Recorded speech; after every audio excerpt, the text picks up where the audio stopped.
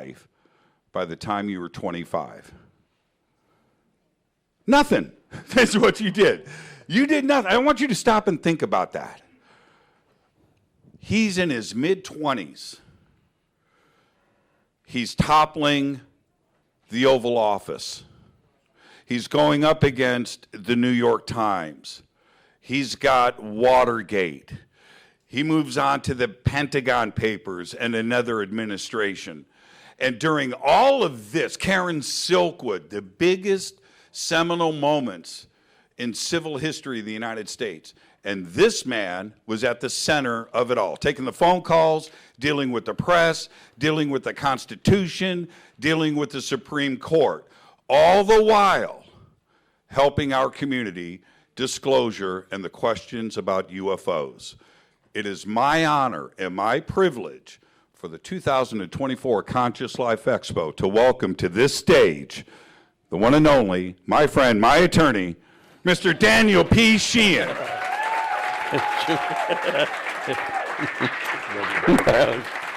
I got kissed. Great. Thank you, Jimmy. Great. So, since we were all here last year together, a number of fairly important things have happened with regard to this long process that we've all been talking about for so long about the disclosure of what the United States government and its various branches and allies know about extraterrestrial life in the UFO phenomenon. There have been 8 very specific events that have taken place between the time we were all gathered here together last year and now. One of the first ones was that a fellow by the name of David Grusch, a colonel, United States Air Force, who was an officer in the Geospatial Intelligence Agency, which most people didn't even know existed, and who was also a major officer in the National Reconnaissance Office that specializes in aerial surveillance through the satellite system that we have. Was appointed to be the liaison from the National Reconnaissance Office to this new unit that was created in the United States Pentagon called the UAP Task Force. Now, this task force was set up immediately after the United States Pentagon disbanded the group that Lou Elizondo was part of. Now, you all remember, because it was prior to our getting together last year, that in 2017, on December 17th of 2017, Lou Elizondo, who was the head of the top secret program inside the Pentagon investigating the UFO phenomenon, and Christopher Mellon, who was the Deputy Assistant Secretary of Defense for Intelligence for both the Clinton administration and the George W. Bush administration, came forward and brought the videos, the famous Tic Tac videos in the gimbal videos, et cetera, to the New York Times. And very importantly, the New York Times Board of Editors agreed to publish them. That was an extraordinarily important event back in December of 2017, and it sort of began the kind of more recent increased drumbeat around this issue of UFOs and extraterrestrial intelligence. What happened is that when that publication happened, the Pentagon terminated the program, so they could say there is no such program. There's no investigation going on in the Pentagon of UFOs. That there's nothing to see here. They started doing that thing again that they've been doing for decades now. And what they did is they secretly set up inside the Office of Naval Intelligence a new group called the UAP Task Force. And Colonel Grusch was on that, and he was the liaison from the National Reconnaissance Office. In his capacity, he spent years investigating this. He thought that as long as he was there on the task force, he should try to find out what's going on. He went through the same experience that Lou Elizondo had gone through. And he kept going to the right people and asking them about this, and they told him that they didn't know anything about it at all, or they realized there was something going on and they were not read in on it. And so Colonel Grusch started going into trying to find out more people and began his investigation of this. And he ended up talking with a significant number of people. And since we met last, here last year in February, he decided on June 5th of 2023, this immediate past year, he decided that he was going to give an interview to the same two reporters, Ralph Blumenthal and Leslie Kean, who had written the articles for the New York Times back in 2017. That he granted an interview to them, and they went forward in the debrief, a major news outlet in Washington on Capitol Hill. And on the same day that that was published, he also gave a live video interview with Ross Coulthart, who is an Australian investigative journalist of long standing. And this video was played live on national television on June 5th of 2023. It happened to be right during Contact in the Desert. I was getting set to come on to do a presentation, and Richard Dolan, who many of you may know, who is the author of the 2-volume set at UFOs in the National Security State, who was a PhD student, historian at University of Pennsylvania, who wrote his thesis in the area of the history of the UFO phenomenon. And he was just finishing up his program. I was getting set to do my program, so I came down, and Richard and I met, and we decided we were going to put up a live television broadcast of this live interview that was taking place on June 5th of 2023. And in that interview, Colonel Grusch revealed 4 very important facts in the interview. Number one, it became very important because soon thereafter, he agreed to testify to these same 4 facts in front of the United States Congress. He went to the Congress, to the Senate Intelligence Committee, and to the House Oversight Committee, and said that since he was preparing to go public with this and was going to issue the public statements, he was willing to testify under oath to these things in Congress. And what he did is in the interview, he revealed and then testified to Congress under oath, number one, that our United States government is in possession of a non-human extraterrestrial spacecraft. And secondly, that we are in possession of bodies that have been recovered from the spacecraft, and the DNA tests show that they are non-human. And thirdly, he testified that our government has been secretly engaged in a long-time UFO crash retrieval program of seeking out any kind of event that takes place. They will go to sightings. They have teams that they can dispatch to go to sightings to gather information about it. The very kind of things that they've been denying emphatically for decades, that they're involved in anything like that.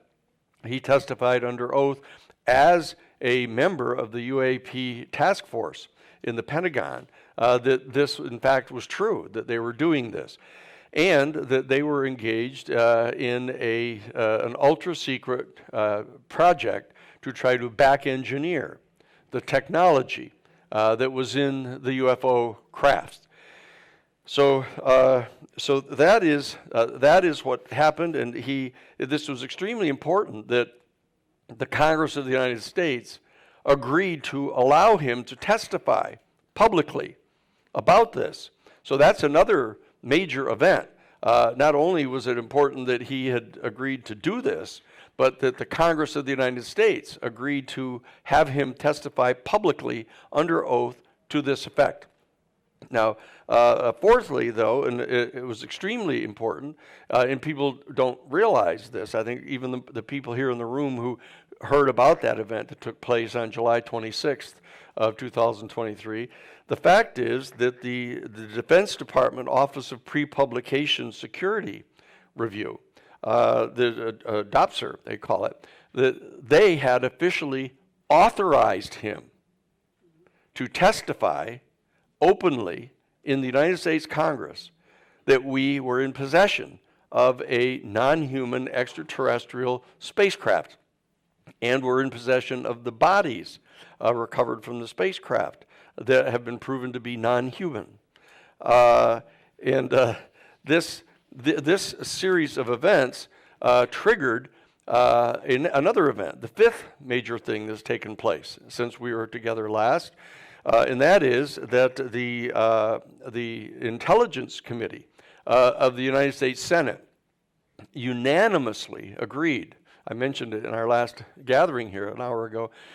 All 17 members of the United States Senate Intelligence Committee, all 8 Republican senators and all 9 of the Democratic Party senators, all agreed unanimously to draft a 64-page bill. This is it right here.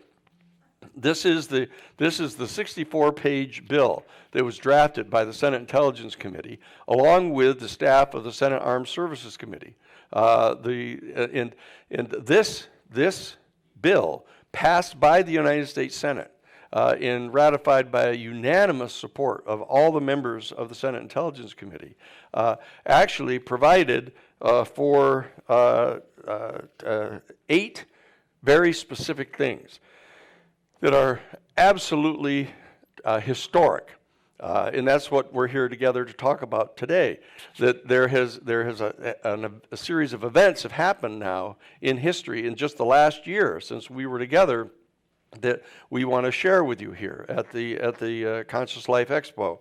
The first thing is that this particular statute mandated, as a matter of law, that all 6 of our United States military services, the Army, the Navy, the Air Force, the Coast Guard, the U.S. Space Forces, the Navy, that they all are commanded by the United States Congress to turn over, they gather together and turn over to the Congress and to the National Archives of the Library of Congress, to turn over every last single piece of information that they have acquired about the UFO phenomenon and about the non-human intelligence that is responsible for the UFO phenomenon. They're to turn this over to the Library of Congress, National Archives, and very importantly, they mandate in the statute that not only all of these military services turn over all the information, but all 18 of the United States intelligence agencies. There's a lot more than just the Central Intelligence Agency that's operating, and the Defense Intelligence Agency, and the Geospatial Intelligence Agency. That there's 18 of these intelligence agencies, and all of them were commanded by the United States Congress in this bill to turn over all the information they had about this. And all 32 of the United States Defense Department agencies, in addition to the military services, in addition to the intelligence agencies, were required to turn over all the information they had, every single memo, every single note that they had, every single email that they had sent back and forth, every single notation about telephone calls, and any and all materials that they had come into possession of relating to the UFO phenomenon or the non-human intelligence. They had to turn over all the materials. That means, in plain English, give us the saucers back. That you've got to turn over the saucers that you've recovered and the bodies that you've recovered. You have to turn them over and allow the National Archives to have these things. And that means that the members of the Senate Intelligence Committee and the House Intelligence Committee, who have the proper clearances, can see these even though they remain classified. So that this is taking that information out of the exclusive hands of these agencies that have held it for so long and turning it over, in effect, to Congress, which is extraordinarily important from a constitutional perspective, because it's the Congress of the United States that are the elected representatives of all of our people. And the people in the military and the intelligence agencies are not. These people are not elected. They're hired people that work for the government. And so but extremely importantly, they also ordered all of the major aerospace corporations who might be in possession of any of the materials or any of the additional information about it or any of the research that had been done on the UFOs in their technology, had to turn all of that over to the National Archives and to the United States Congress. Okay? Also, in addition to that command that went out to all of them to do this, they gave them only 300 days. They gave them 300 days to gather it all together and to put it into digital form, this information, and to put together an index through which it would be retrievable, the information would be retrievable. I mean, they just laid it right on these people. So they had to take it and put it into a form where the congressional staff people could search the information. But very importantly, in addition to that command that they do all that and gave them only 300 days within which to do it, then they were ordered to turn it over once they had compiled all the information.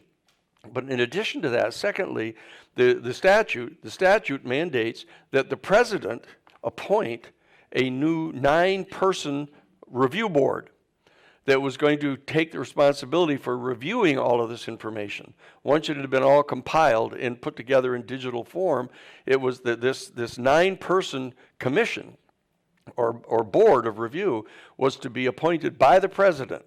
And they designated the group of people that were going to be nominating people to the board that would do this review. And the people that were going to be making the nominations are the majority and minority leader of the House and Senate, the Secretary of Defense, the head of the National Archives, and a group was called the UAP Disclosure Foundation. That turns out to have been us. There's a New Paradigm Institute. Because when all of this stuff started happening, when I was retained by Lou Elizondo to represent him after he had revealed the information to the New York Times, and the Defense Department people started lying about him, saying there's no such person, we've never heard of him, there's been no investigation undertaken, etc. He contacted me as a known entity who had been legal counsel for the Disclosure Project for 20 years, who was legal counsel for Dr. John Mack at Harvard University, who had been special counsel to President Carter's investigation that he had undertaken by the Congressional Research Service back in 1977.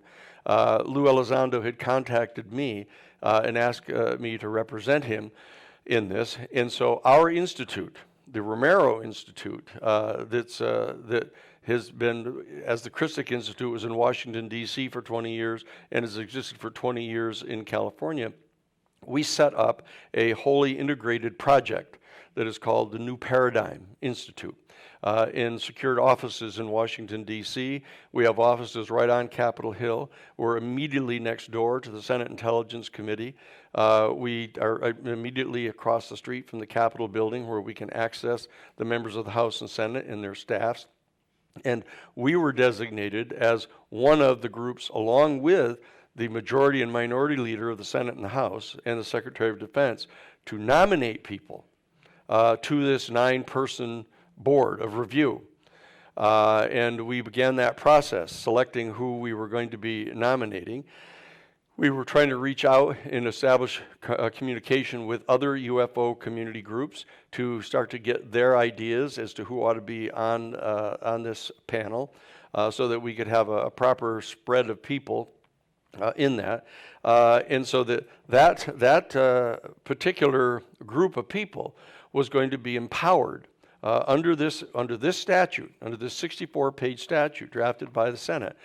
They were going to be authorized not only to review all of the information, but they were then going to be releasing to the public every single piece of information that was more than 25 years old.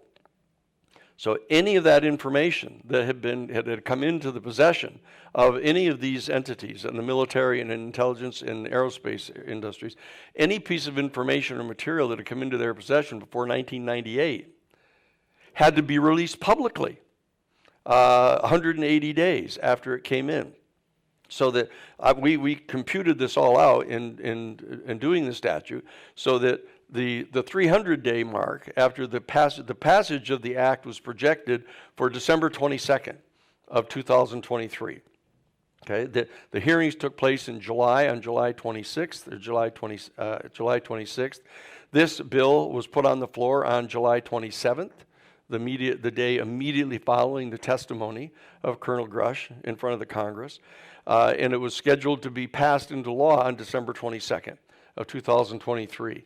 And within 300 days, all of this information had to be turned over. That would put it into October of this year, of 2024. So it was scheduled on October 18th of this year, not coincidentally, approximately 2 weeks before the national election. Talk about an October surprise. That they were going to be releasing all of the information that was more than 25 years old, unless President Biden was personally involved, and he decided that any given specific piece of information should be postponed from immediate public revelation. And if he were to do that, he had to fill out a special form and answer the questions as to why he was doing it, and on what basis he was doing it, and exactly what he thought were the reasons for it. And the statute set forth the limited reasons that he could cite for that. So this was attempting to address the thing that we had encountered during the Pentagon Papers case. During the Pentagon Papers case, when I got the call from James Goodell, who was general counsel for the New York Times, when they got the papers, and we decided that we were going to represent the Times in getting to publish all of these, that we had gone through this process of vetting the papers and making sure that what they were saying was accurate. And during that process, the Nixon administration went to federal court and tried to stop us at the New York Times from publishing these papers on the grounds that they were classified top secret. And Whitney North Seymour, who was the United States Attorney for the Southern District of New York, that was the attorney bringing the motion, he kept refusing, I think I mentioned it in one of our panels, he kept refusing to tell us what the problem was. What is it that's in the 47 volumes? He kept saying that it was going to have a catastrophic effect upon the national security of the United States.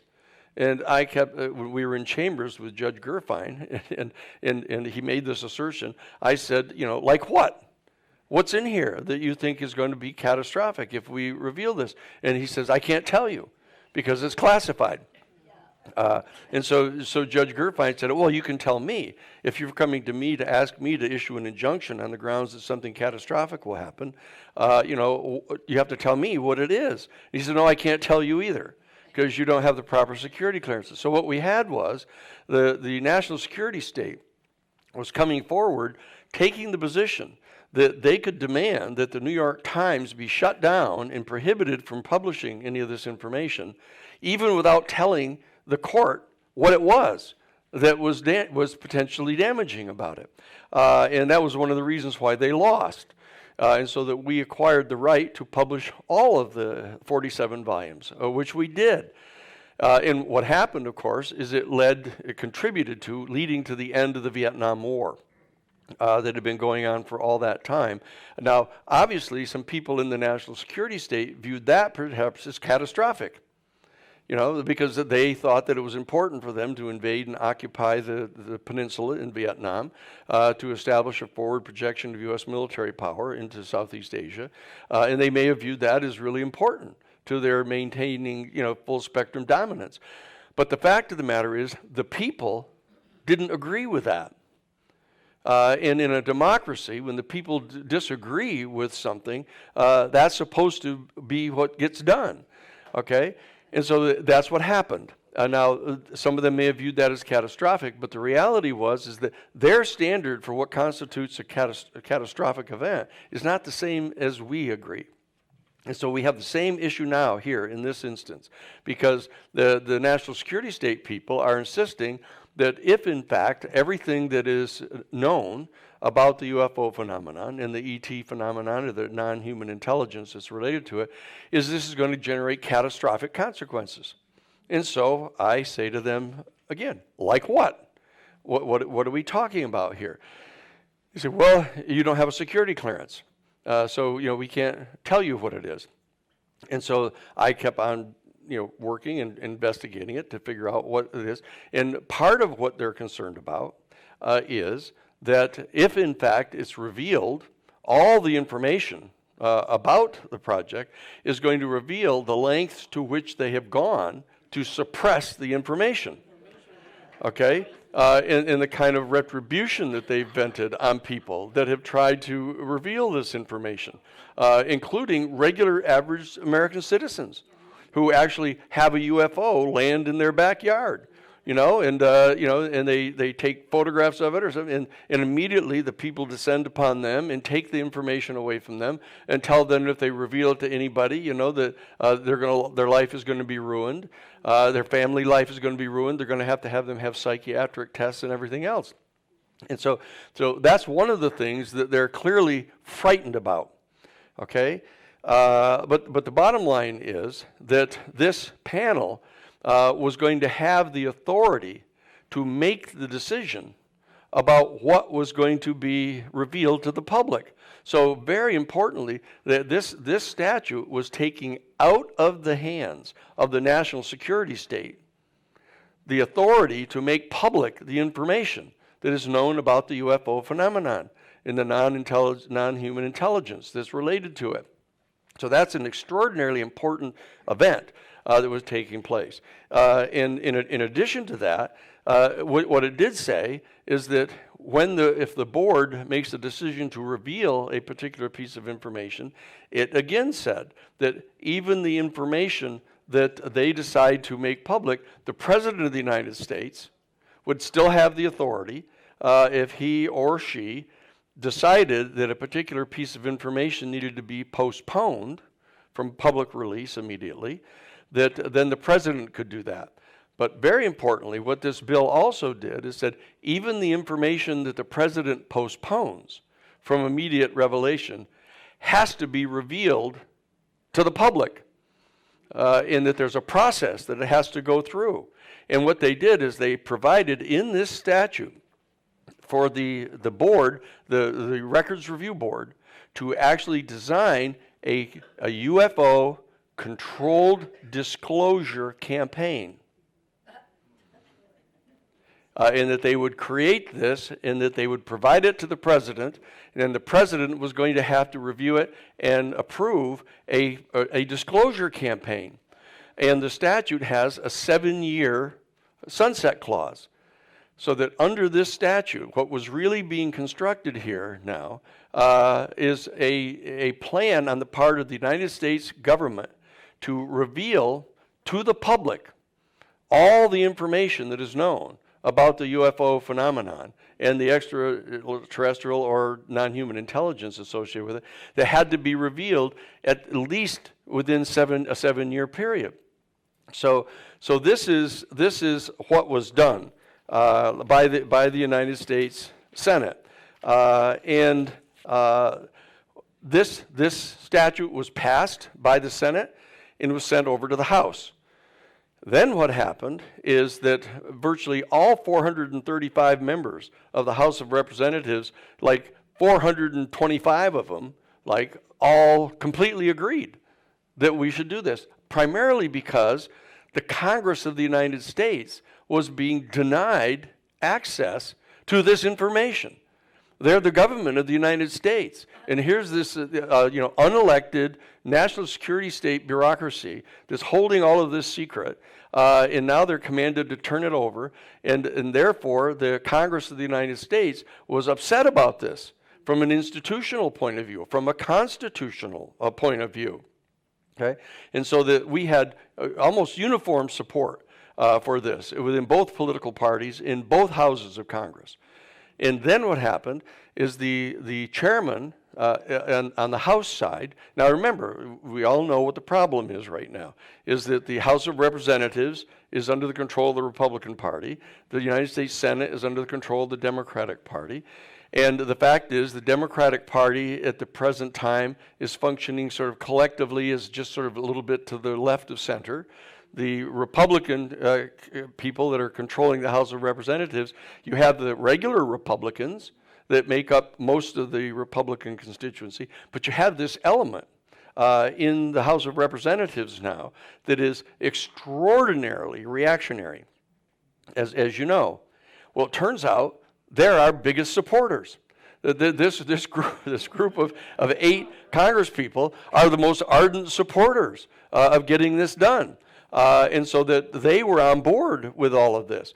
But what happened is that the chairman of the Intelligence Committee in the House, his name is Michael Turner, turns out to be the congressman from the 10th District in Ohio, which is the base of the Wright-Patterson Air Force Base. And the Wright-Patterson Air Force Base is where the original craft from Roswell was taken.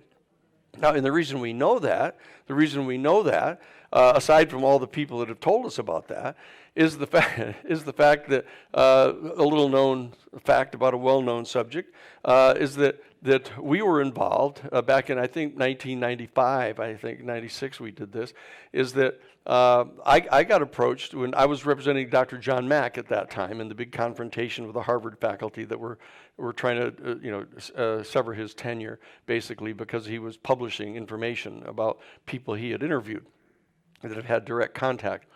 And the bottom line is that John Mack had interviewed when a high-ranking military official, the United States Air Force or others, would insist upon reporting a UFO incident. They would say to him in the military, they would say, "Are you sure you really want to do this? Because if you really want to do this, you have to go get a psychiatric exam," which is not a career builder in the military. And so a number of these people actually got sent to Dr. John Mack, who was the head of the Department of Clinical Psychiatry at Harvard Medical School. And so he was the guy that would perform the psychiatric examination of some of these people. And after a half a dozen or so of these ranking officers who he had done the analysis of, he said he found that they were within the normal parameters of normalcy, yet they all had this story that they'd encountered these craft, etc. And then he began to interview other people that were not in the military that had these experiences. And he ended up coming to the conclusion that something extraordinary was going on here, and he wrote an article and sent the article to the New England Journal of Medicine to have it published. After all, he was the chairman of the Department of Clinical Psychiatry at Harvard Medical School. He was also the winner of the Pulitzer Prize. He won the Pulitzer Prize for writing the definitive psychobiography of Lawrence of Arabia, T.E. Lawrence. So he had the reputation that could get it published. So he got it published. And as soon as he published it, they set up this rump committee in the faculty and dragged him up in front of the faculty and started to berate him for having done this. He ended up calling me, and I ended up representing him in front of the committee. And it was in that context, I might add, where I basically got to meet everybody.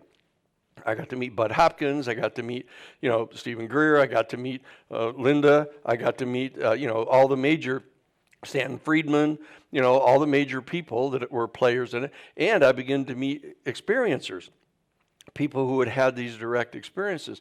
So I became more or less conversant with the community and the information that the community housed about this. And so I knew what the information was that was available. So as the Congress of the United States is now trying to get at this information, one of the great advantages that we have is a lot of us have a really clear idea of what the information is. So we have this advantage of being able to go and talk with the people in the Senate and the House Intelligence Committees and say, here's what you're after. Here, call this person, call that person. There's the information, even though they're hiding it from you. So you can get it. So we participated in this process. But as I say, that's how we knew what had happened, because when I was representing Dr. John Mack, I was out at it was the International UFO Congress, when it used to still be out in Laughlin, right? And I delivered a presentation giving them an update on what was going on at Harvard with Dr. Mack. And the guy came up out of the audience and he said, Mr. Sheehan, he said, look, I've got something really important I need to talk with you about. He said, could you come up to my room and meet with me? And I said, okay. So I got a friend to come with me, and we went up.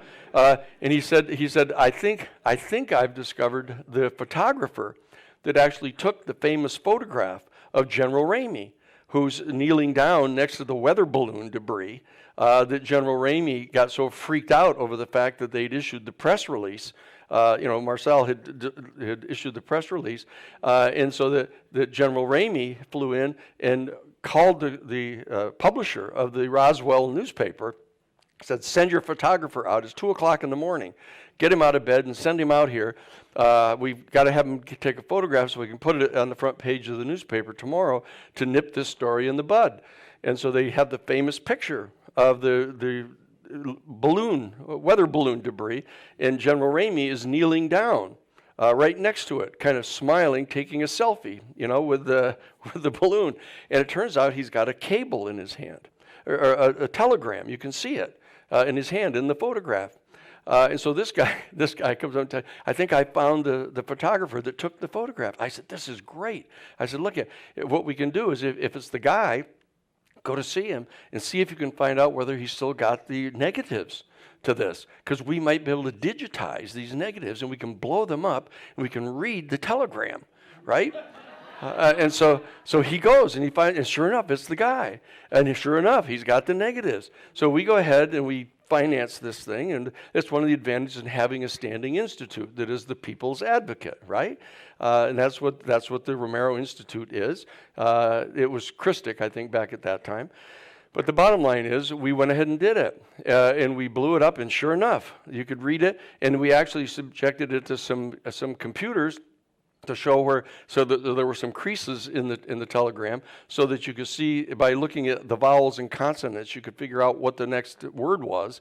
And so we recreated this, and then we brought it to Peter Jennings, at ABC, and gave it to him. And lo and behold, he did a show about it, right? And so that we knew that they had him, and we knew that because it said in the telegram, take the disc to right field, okay, and bring the victims.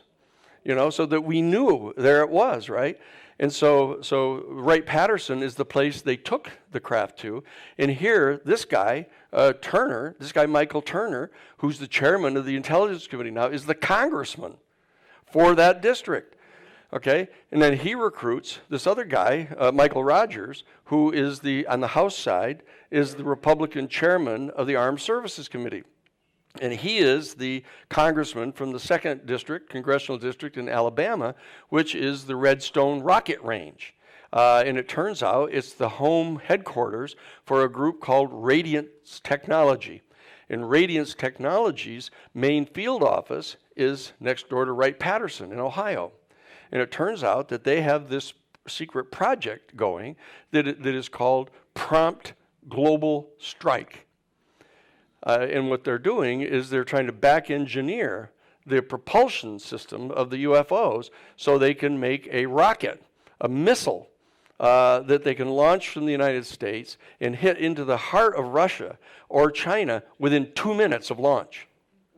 A complete first strike weapon that it completely disassembles the entire cartography of the kind of geopolitical agreements that keep the world at least comparatively safe right now from a first strike weapon system. And that's what they're doing, okay? And they don't want anybody to know that. that they're doing it. And what they're saying is, well, we can't let anybody know we're doing that. And I say, if I know it, the Russians know it, and the Chinese know it. You're not hiding it from anybody except the American people, who aren't going to want you to do that, right? And so what we're going to want you to do is to have a treaty with Russia and China and everybody else that nobody is allowed to use any of the technology from the UFOs to make any kind of a weapon system, period, right? And so that, as I say, that this is, so Turner together at the Intelligence Committee and Rogers over in the Armed Services Committee, they join together and they go get this fellow, Michael Johnson, who's the new sort of Speaker of the House, the whiner of the House, you might say, who's basically generally ineffectual. But the bottom line is he joins with them, and he refuses to allow the bill to come to the floor unless they take out of it a series of provisions. So even though we have from the United States Senate this virtually unanimous support for this bill with all these extraordinary provisions and having this board of review set up that's going to be releasing this information to the public, we get these three guys now who are going to sit on it and they won't let it go through. And so what we do at the New Paradigm Institute, we begin to mobilize people. We begin to put together a staff. We get some people, generous supporters and people who donate to us for tax-deductible purposes, I might add. So we start hiring a staff, we start organizing, and we start reaching out into the 10th Congressional District, in Ohio, and in the 2nd Congressional District in Alabama, because it turns out Republicans and Democrats alike completely support this. Right? So it's just these guys who are on the payroll, basically, of Radiance Technology, who have this secret program going. And so what we're doing now is we're mobilizing at the New Paradigm Institute. We're also recruiting people into making a big website, this big interactive website that you can contact us, and immediately we send information to your congressperson and senators, telling them that we support what they're trying to do to get this done. And we have the capacity to conduct investigations now, to actually investigate these pieces of information. And we also have the capacity that we are going to be providing college course credit for courses on extraterrestrial studies. It's going to be the very first place in the world that you can actually get a degree. Yeah, you can get a college degree in extraterrestrial studies. Because the fact of the matter is, in another 10 years, every university is going to have a place like that. But they don't now. They're still like Harvard University. When I was representing John Mack, and they said that it was completely ridiculous to think that UFOs were real. And it was completely ridiculous to think that there was actually extraterrestrial intelligence, they actually said. And so that now they obviously know better now. But the reality is we're getting out ahead of the power curve here. And the people ourselves are coming forward collectively. And what we're doing at the newparadigminstitute.org is to kind of mobilize everybody, to get everybody coming together to cooperate in this, to know who their congresspeople are, to know what the legislation is that we're trying to get passed here, know who the people are we need to focus on. And so you can call up everybody you know who happens to be in the 10th District of Ohio or in the 2nd District of Alabama and have them contact these guys and get on their case, right? And that's what we're doing. So we've got all of those capacities going, and we're going to have on our website for free all the information. So what we're doing is all of us together are coming together, because I've been doing this since 1977, when I got asked to be special counsel to the investigation that we were doing for President Carter. And we all come together, every year or so, now a number of times at different places, and we all share the information, etc. But this will be the first time that we've actually organized in a way to actually affect legislation. because now they're listening. Now we've got guys like David Grusch, we've got guys like Lou Elizondo, we've got guys like Christopher Mellon, we've got people from the inside that we're able to marshal and bring forward. And we've got lawyers now who have reached out to us. So we're going to be putting together basically what is kind of a virtual boutique law firm to be able to represent whistleblowers. Okay, so that we actually can encourage people to come forward and to do this, right? And we're also going to be drafting additional legislation. We're going to be figuring out, we had a conversation this morning, Mark and I, we're actually going to be trying to design, for example, law review articles to get placed in law reviews and at business schools to say, get ready because they're here. Get ready. It's time to organize so that you can understand how to participate in the post-disclosure world. Okay, because we've now arrived at that point, and you're here because you've taken a special interest in the aspect of this that has to do with consciousness. Okay, and that's what I want to turn my attention to now, because people are saying, well, what's this got to do with us? Why is it that every year just about at the Conscious Life Expo there is talk about UFOs and extraterrestrial intelligence and other dimensions, beings coming from other dimensions? Why is that? It's because in addition to the government hiding information, the major religious institutions have been hiding information about the capacities of our human family. That the Hindus and the Buddhists write secret documents with each other about the siddha, about the qualities, the teleportation capacities, the transmutation of matter capacities, the astral travel abilities, the telepathic communications, the predicting future events and stuff. All these things our human family is capable of, our species is capable of this.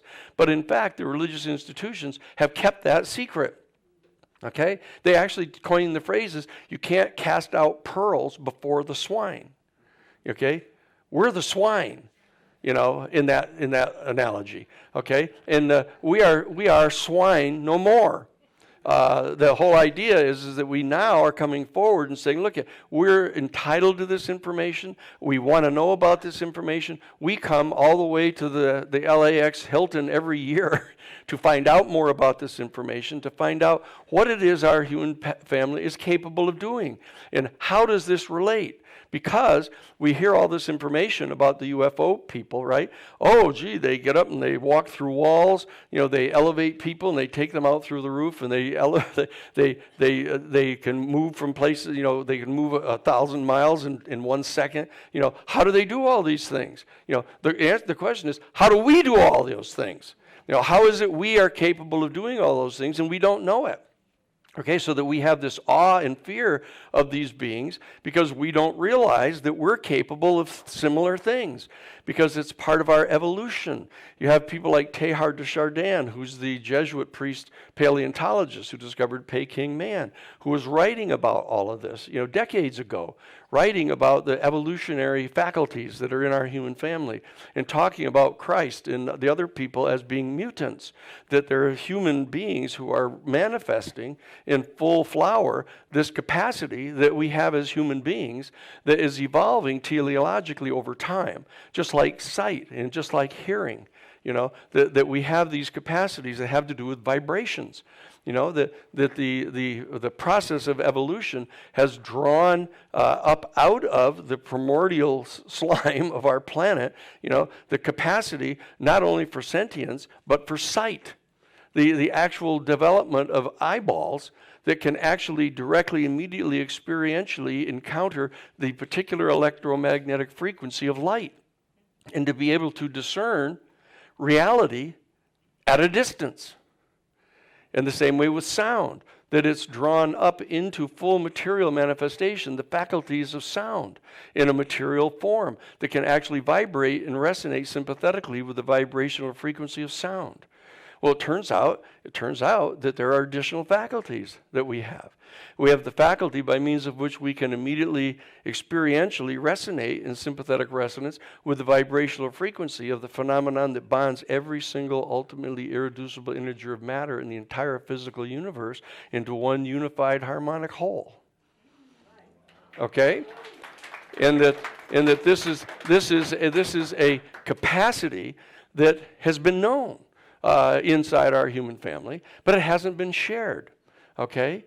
Because why? Because the people in the religious institutions have been concerned about potential catastrophic consequences. Right? And what are those catastrophic consequences? Okay? And so the reason that we're talking about these things at the Conscious Life Expo is because there's a relationship between this. Okay? Is that what we want to do at the New Paradigm Institute is we want to be able to design an entire new paradigm pursuant to which our human family realizes our full capacities. And what are the kind of trainings? What are the kind of disciplines that we need to be familiar with that can accelerate this process in our human family so that we become more and more prepared to notice that there's less and less really totally dramatic difference between us and the extraterrestrial beings who happen to have had a few million years more of evolution because they happen to have been born in a star system that is a few billion years older than our star system. And they've actually mastered not only the ability to engage in superluminal flight, which we haven't quite done yet on our own anyway, but they've also evolved some of these other faculties by means of which they can do these rather miraculous looking things. But the fact of the matter is, so can we. Okay? But the fact is, we do have to pay attention. You know, as Pir Nasser Allah-Shah said one time when Charles, a fellow friend of mine, said, you know, he explained to Pir Nasser Allah-Shah what his meditative practice was and everything like that. And Pir Nasser Allah-Shah said to him, oh yes, Charles, your way will lead you there. But some ways do take longer than others. Okay? And so the fact of the matter is that there are some ways that take longer than others to assist our human family to evolve the full faculties that we have. And those are the kind of things that are being put into institutional form now in the religious communities. They keep us going too slow, too far away from the ball, actually. And you come to places like this where they have open discussions about that. You know, and so, some of the people may be a little over-idealistic about how rapidly this can be done, given some of the problems with our human family. But there is gatherings like this, you know, and also that's why at Contact in the Desert, you have lots of information about consciousness going on there. Even though it's primarily a UFO gathering, this is primarily a consciousness gathering, but you have lots of information going on about UFOs and ET stuff. And it's because it's all part of the same reality. And that's the information that we have now. So that what I wanted to do in the time that we have remaining is to talk about how we can all work together to try to bring about this new paradigm. As I pointed out, we have the New Paradigm Institute. We have the site now at newparadigminstitute.org where you can go, and we're daily building it up. We're hiring new people to come in to help do the writing and stuff for us. We're reaching out to the other organizations to start gathering the information in a non-proprietary way. You know, we're not charging anybody for this. You know, we're trying to make it available for free. We're trying to reinforce each other, all of us together. But in order to deal with people on the Hill, in Washington, D.C., what we want to do is to work together, you know, and we work with Steve Bassett. Steve is here with his New Paradigm Research Group, who's been there forever as a yeoman, working for 8 decades, actually, you know, in Washington, trying to get going from office to office. You know, hello, you know, there's something going on that's really, really important here, and they're all going, yeah, okay, right, I'll get back to you on that, you know, and the reality is now, you know, now they're starting to knock on his door. You know, and trying to find out what he knows about this stuff. And he's one of the primary people that organized in 2013 the citizens' hearings on disclosure. and brought in like 40 people at that time to testify to former, now retired senator and House members to tell them about this, okay? So that there are those of us who have been laboring in the vineyard, of this for almost 50 years now. We're still looking very young because we've been, so happy getting to do what we do. It doesn't age us much. But, we've been working on this for almost 50 years together, and now we're coming to that point where we have to come together, we have to cooperate with each other, we have to share the information, we have to, one of the tough parts about this is going to be, we have to hammer down on some of this stuff to determine, what standards of proof are we going to use here? Because we know this is not normal information. And so to try to subject it to the normal radical materialist analysis, the scientific logical positivist analysis, is not the right, it's a category error. That what we have to do is be dealing more in the realm of spiritual values, in metaphysical realms. And it's hard to get congresspeople and senators to do that. And so that I'm sitting in closed door meetings with the Inspector General of the United States Defense Department, with Lou, briefing them, and military officers in full uniform sitting at the table with us, on the fact that there are extraterrestrial beings here. So what we and they're going, what? Right in my territory, and I don't know about it. Yes, I'm afraid so. So we have to try to understand what the repercussions of this really are. And that is that, number one, virtually every single one of the presently operational worldviews that our human family has developed over the centuries all share one common feature, and that is that they believe that our species is the most intelligent, highly evolved, intelligent, sentient being in the whole universe, right? In fact, the only one in the whole universe. And they all share that common feature, okay? With the exception of possibly the indigenous worldview that has had all kinds of more extraordinary experiences in this realm, okay? But nobody wants to listen to them. Because they don't play by the same rules. And so the bottom line is that this is going to be an important reality that we have to deal with. Because people don't even understand what the underlying predicates are for their own worldviews. Really. You have people, oh, that person's a liberal, or that person's a conservative, this other person's a reactionary person. And they all throw those terms around, but they don't really understand what the underlying basic belief systems are of any of those worldviews. So one of the things we're going to be doing at the New Paradigm Institute is we're going to be teaching one of the courses for college credit on the human worldviews, so that people understand what the kind of cosmological assumptions are pertaining to the origins of the universe, what the belief systems are that pertain to what our teleological theories are as to how the universe is unfolding.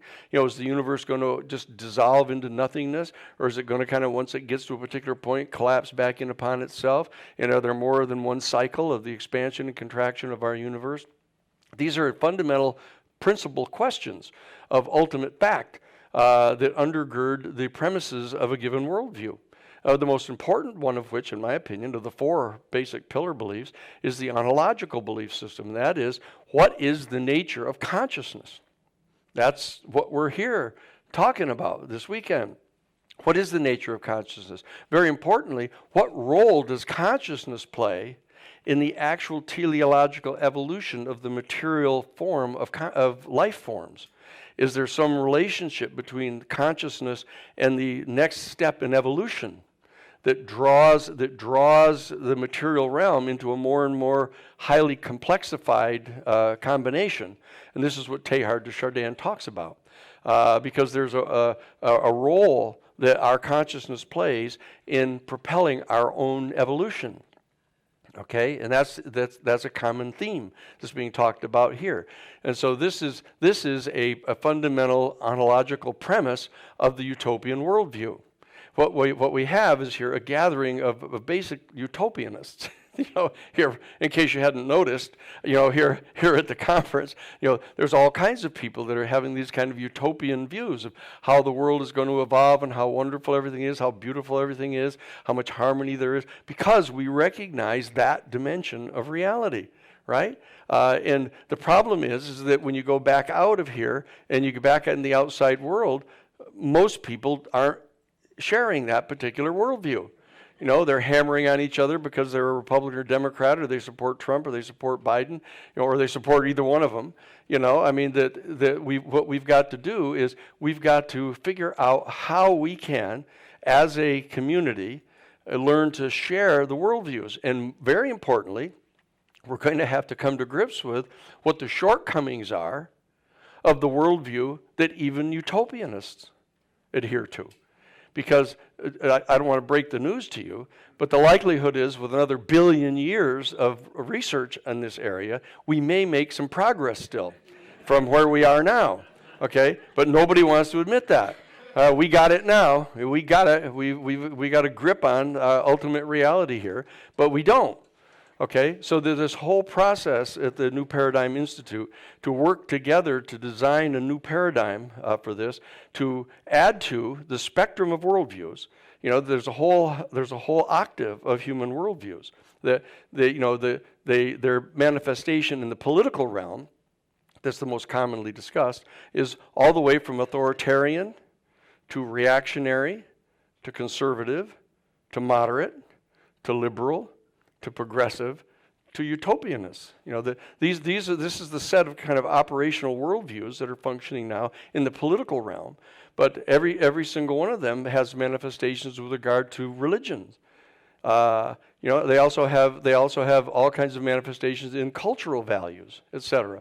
And so that the course that we'll be teaching at the New Paradigm Institute, except for college credit, is the history of the worldviews, and trying to understand what the features of a worldview are so that we can begin to flesh in a new paradigm worldview that accommodates the reality of an extraterrestrial civilization, that accommodates the potentials of an extra-dimensional civilization, that may actually have to include an extra-temporal dimension in the future. We're knocking on the door right now of figuring out how to transcend time.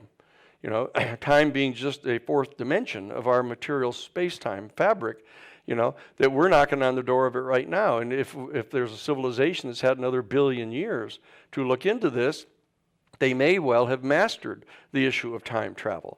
And so that the common thing that you hear about, some of the ETs may be us coming back from the future to try to warn us here to not have thermonuclear weapons, for example.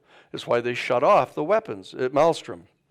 They shut off the Minuteman missiles, okay? And they're also telling the kids like at the school in Africa, right? The kids there, that they appeared to them and told them that you have to stop, polluting your atmosphere.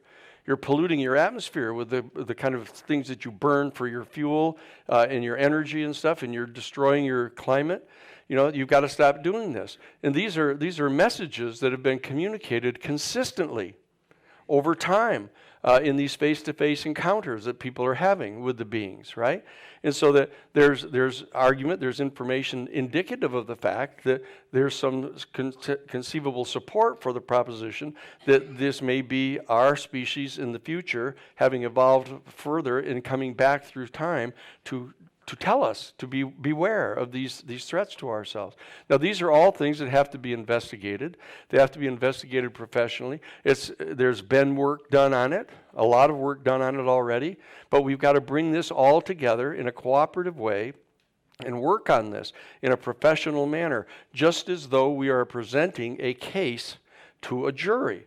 That the jury is the members of Congress. The jury is the people among our citizenry. The jury is the people of the world. We have to be able to present this information to people in a coherent and comprehensive manner.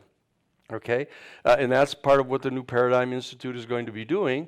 Part of the law firm part of it will be figuring out how we translate this into various means by which we can affect the actual juridical structures of our country and our planet. What effect does this have on the United Nations? What effect does this have on NATO? What are the geopolitical implications of all of this? But this is what I want you to do is that we've got to understand that there are non-human, sentient, intelligent beings here on our planet right now. You know, they're here. And the bottom line is that this causes some people to freak out over the idea that they'd actually be here. It's kind of dangerous to them. I'll get to it. And so that what we have to do is we have to evaluate all this information, figure out if we can figure out where they are, what they're up to, what they're doing, and we have to try to deal with the fact that the national security state infrastructure is going to deal with them as a potential enemy. And they're going to try to figure out how to arm themselves up to deal with them as an adversary. And they're going to start initiating and generating that kind of energy toward these beings, and that we need to try to figure out how to keep that from happening, how from getting out of control. Okay, so the bottom line is that we shouldn't get too terribly much more upset about the fact that we're being lied to about this subject than we've been lied to about a lot of other subjects by the government. Right? We all know that. I mean, we've been lied to about the JFK assassination. We've been lied to about the the 9/11 thing. We've been lied to about Watergate. We got lied to about the Vietnam War. You know, it isn't though we haven't experienced this before. You know, so we can't just kind of throw ourselves on the floor and have a temper tantrum here about the fact that we've been lied to about all this. So the bottom line is we have to be mature about this and figure out how we're going to move from this point into the future. Okay, so now that's the 1 hour presentation that I wanted to do on this, and I want to open it up to some questions because I know that we're gonna have questions. Okay, so I've got Linda's got her question. Yeah, go ahead, Linda. Because this is so important to where you have come. If for at least a decade or two, I know for a fact that in at least one major aerospace corporation, tall lights have been working in that aerospace corporation. They have been working next to people I have been able to talk to about what it is like to be with a tall light.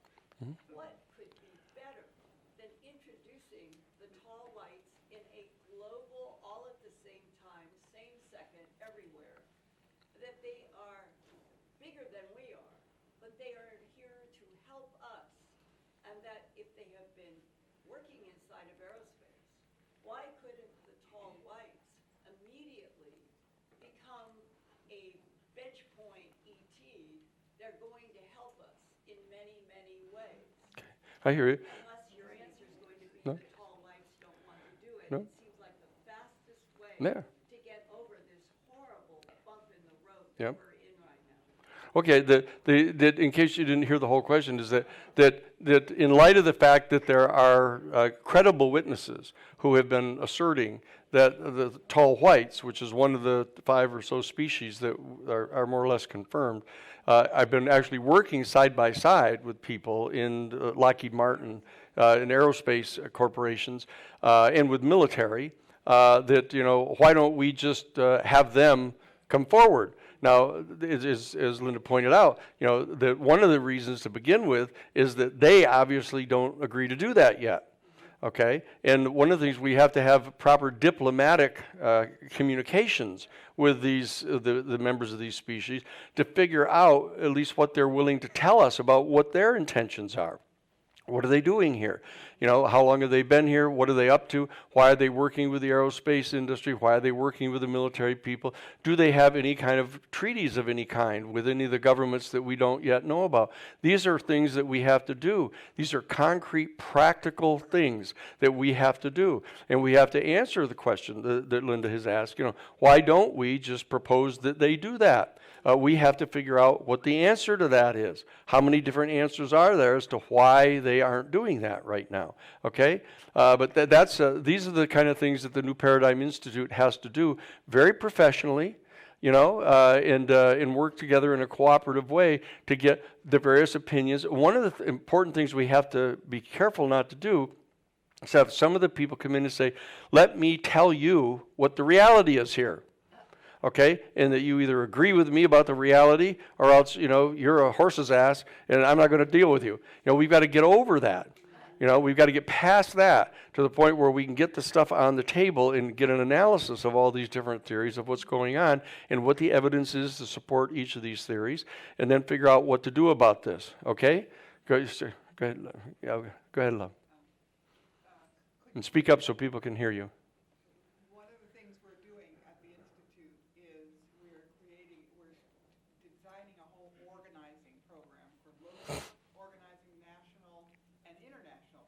And could you invite people to be part of the local team? Yeah. Because we're going to have citizens disclosure teams at the local level all over the country. Yeah, that's Sarah has reminded me that one of the things that we're doing at the New Paradigm Institute is actually setting up action teams.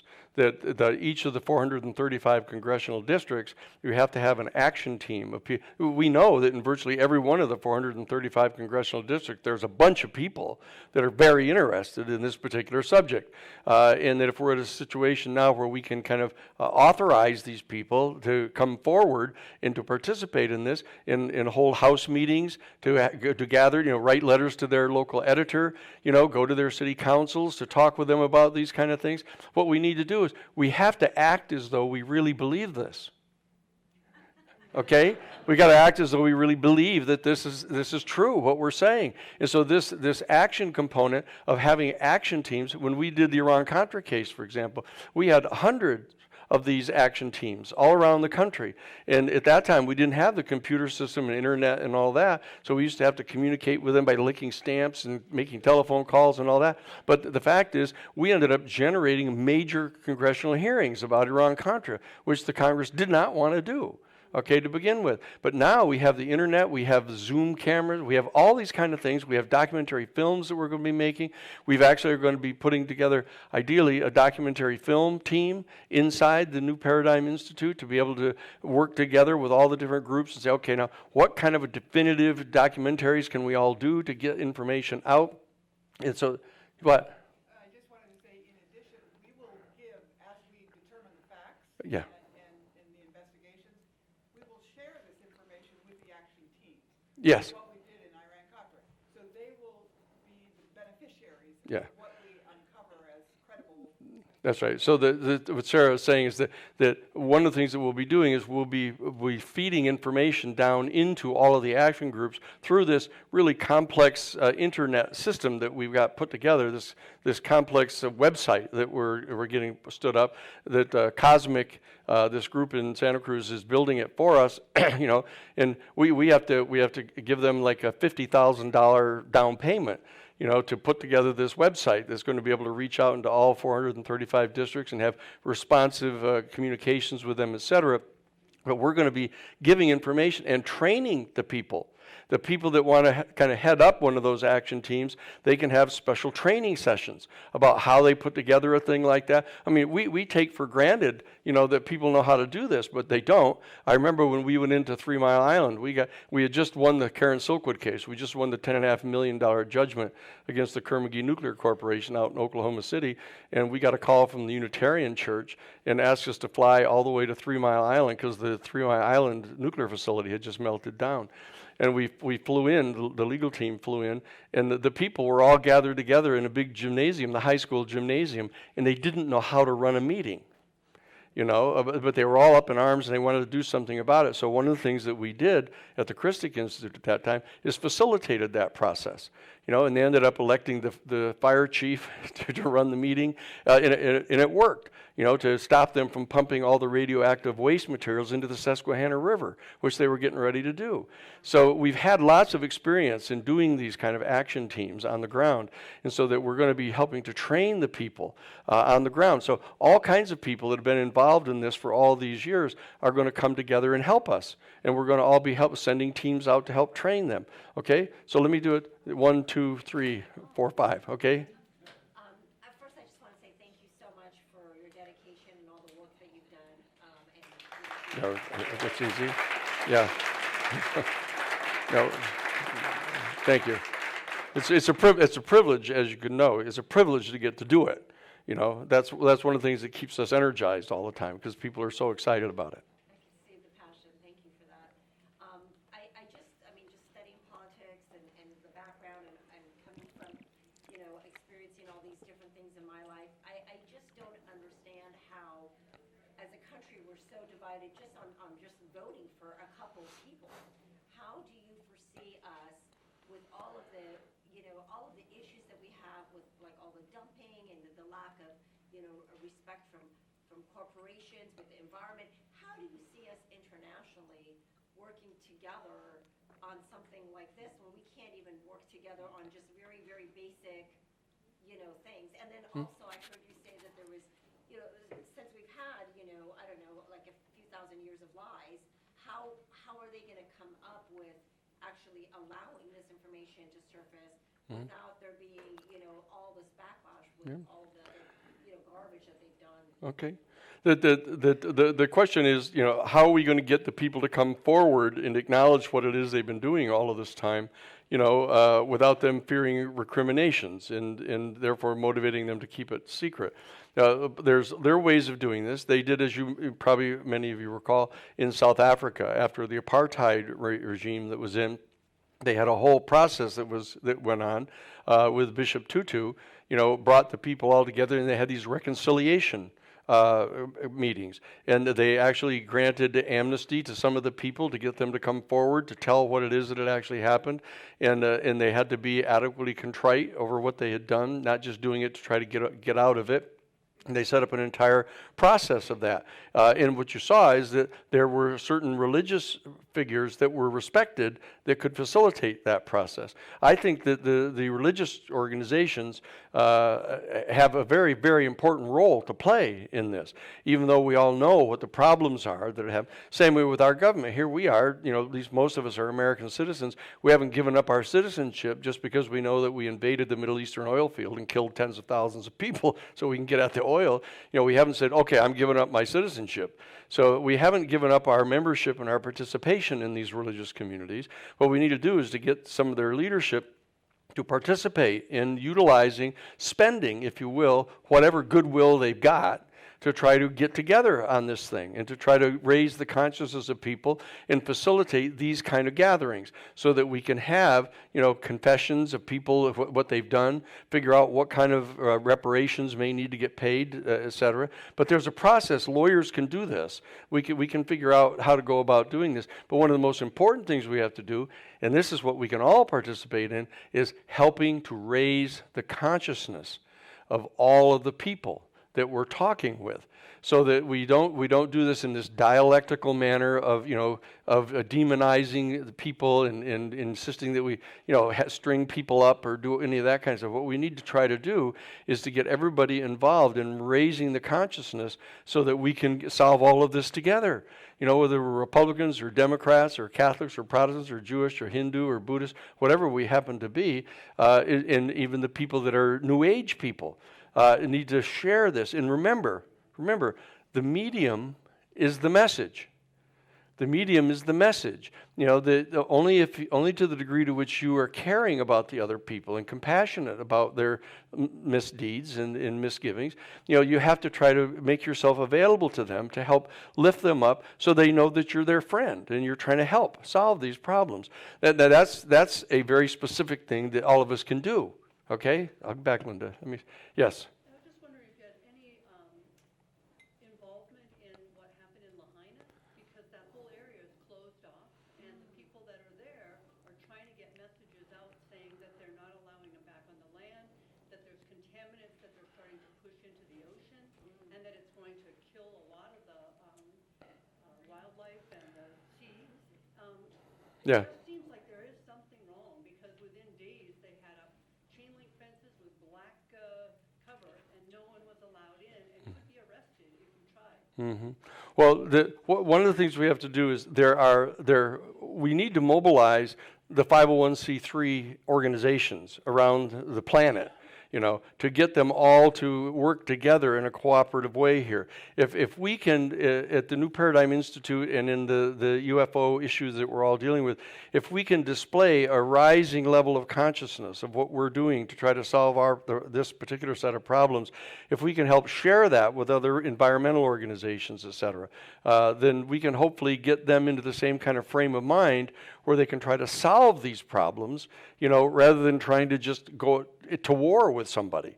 That in that particular case, there's Greenpeace and a lot of now we've had meetings with Greenpeace, trying to get that. We did the pipeline. We represented the Lakota people up in North Dakota to try to stop the Dakota Access Pipeline. We did stop the Keystone tar sands pipeline from coming through.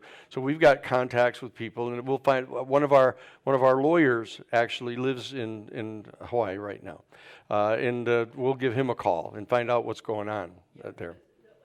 It's really big Yeah. from the social media. Yeah. We and then the people that I know.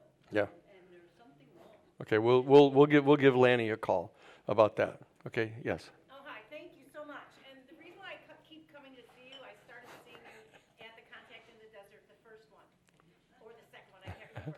And you always wanted a solution. What happens post-disclosure? Are you guys doing anything with mental fitness? Because I'm doing mental fitness work, and you work on the left brain, which is the survival brain and all that, and analytical. Yeah. And what's going on with you talked about earlier is how everything's judge of self, judge of circumstances, Yeah. and judge of, Yeah. Wrongdoing. Yeah, yeah. Right? Yeah, others. So we have a lot of saboteurs going on. And do you guys have a mental fitness area that you may have in your institute that we can really help, not just people involved in religion, but to all get on the same page and get into the empathy, get into the exploration, get into the innovation, and then we get into our sage, whatever. Most people here know what a sage is. Yeah, right. But into our right brain, where we can be more intuitive and be more open-minded to stuff. Because I want to be part of the host. There you go. That's what we want. There you go. You jump right up here. Now you can sign up right here. We give you a little space on the back here. You can sign right.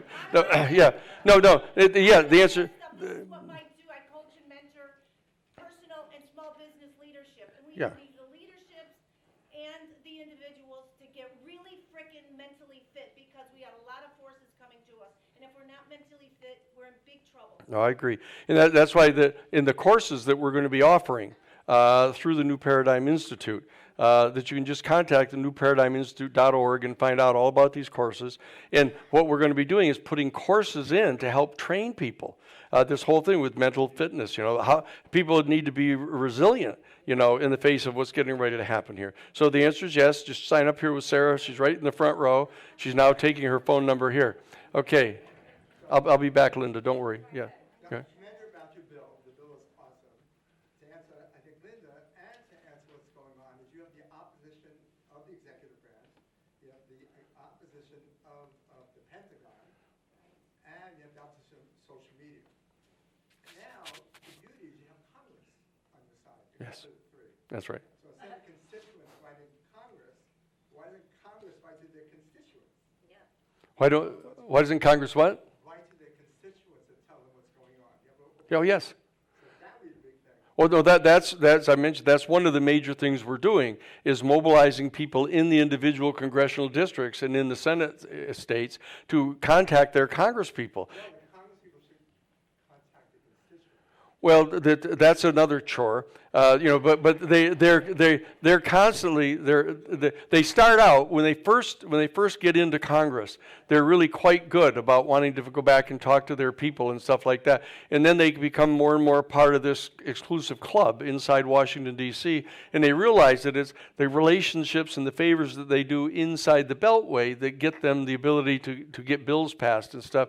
One of the things we need to do is we need to help, and it's true, help raise the consciousness of the people that are in Congress. After the testimonies, Congress is really pissed off that the Pentagon is holding all this against them. Yeah, they are. They are. And what we're trying to do is have them move beyond being pissed off. Like Matt Gaetz was really pissed off that he got closed out. He went to one of the bases where he understood that there was a landing, and he wanted to go in, and they wouldn't let him in, and he got all pissed off. But then we sat down in meetings with Matt Gaetz in the meeting, along with AOC, you know, and you got Jamie Raskin there, you know, with Laura. Lorna, you know, we've got, they're actually talking to each other in a friendly manner. And this is a unique event that's taking place right now. This is an absolutely genuine, unified constituency that we've got on this. So we're not reluctant at all about going into the 10th District of Ohio just because it's a red district. Turns out we can bring some of the congressmen in from outside who are redder than he is. Okay? Yes? Do you have any update on Lou Elizondo? Like anything coming up? Well, let's see. What time is it now? Yeah, I just talked to him about two hours ago. What would you like to know? No. There's something coming up. He's sort of, I haven't heard anything about Yes. him in a long time. Yeah, the answer is yes. You know, he's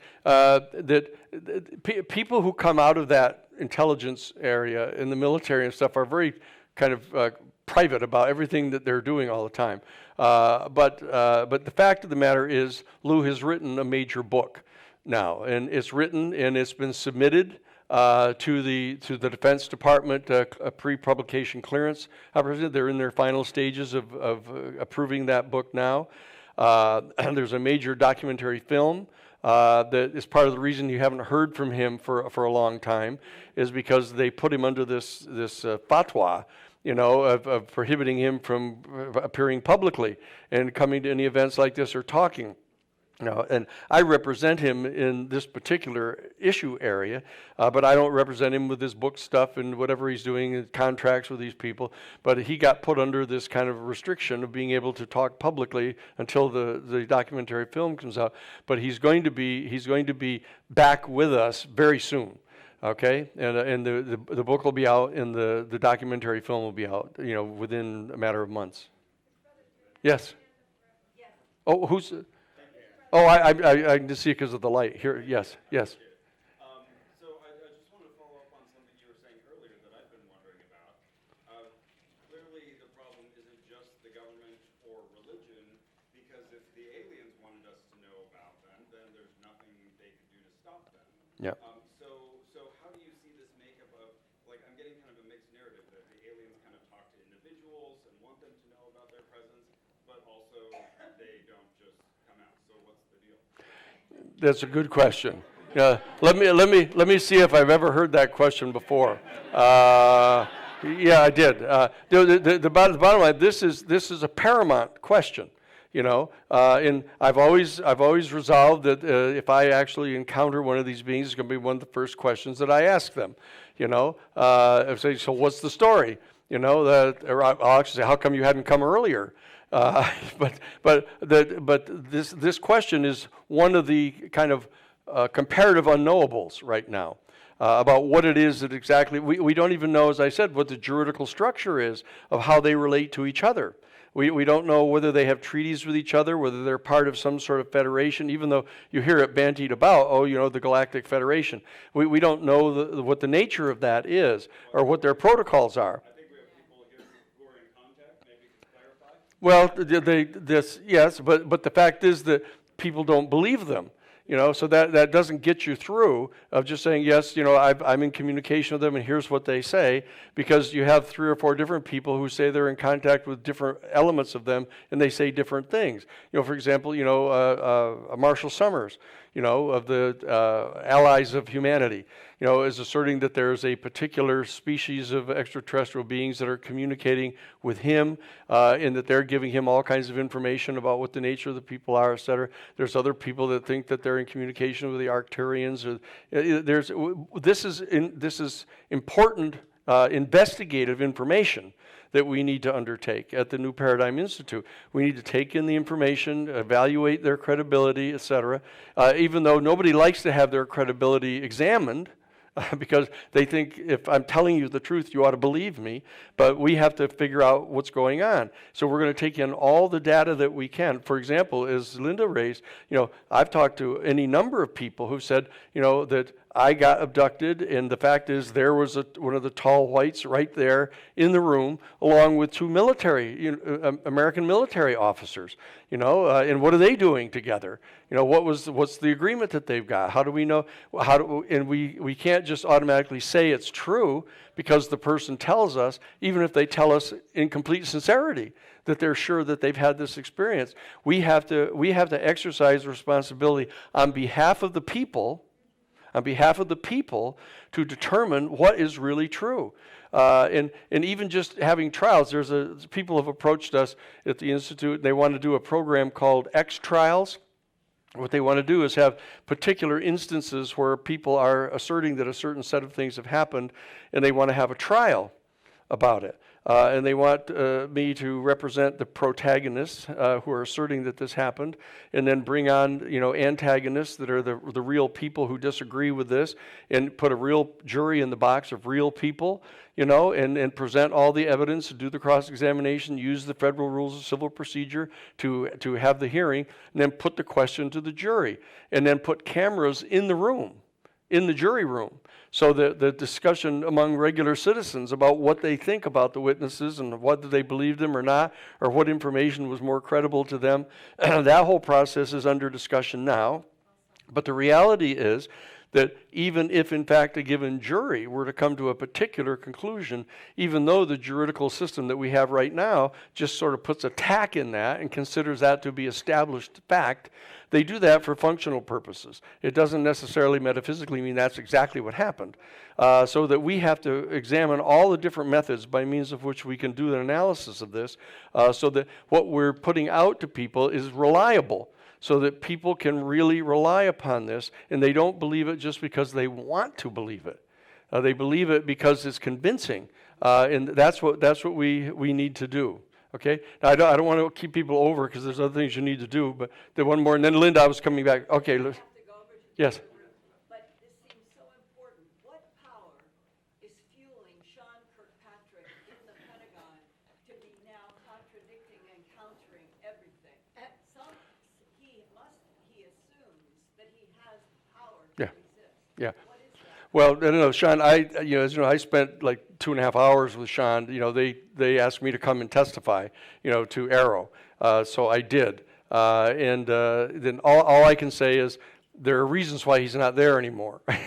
He's no longer the head of Arrow. I know he is. Yeah, I know he is. And this is another one of the fact questions we need to really investigate. What is his source of authority? Who's he in communication with? Who is he speaking on behalf of? What is the cartography of the inside look like? Is there in fact an MJ-12? Is there some progeny of MJ-12? Who are they? Who's on that? We have to find out all of this stuff, but be assured that the New Paradigm Institute will in fact share this with you. But you just have to sign up, just come to newparadigminstitute.org, sign up, it's all free, and we'll provide the information for you. And we will be recruiting you to be the head of one of your action teams, probably in your local area, so that you can then become the person that everybody says, oh, she's the UFO lady, that is having meetings over in her house. But in a very short period of time, that's not going to be a bad title to have. To be the UFO lady. Okay? So look, I promised I'd let you all go here in 90 minutes. Thank you so much for coming. I appreciate it.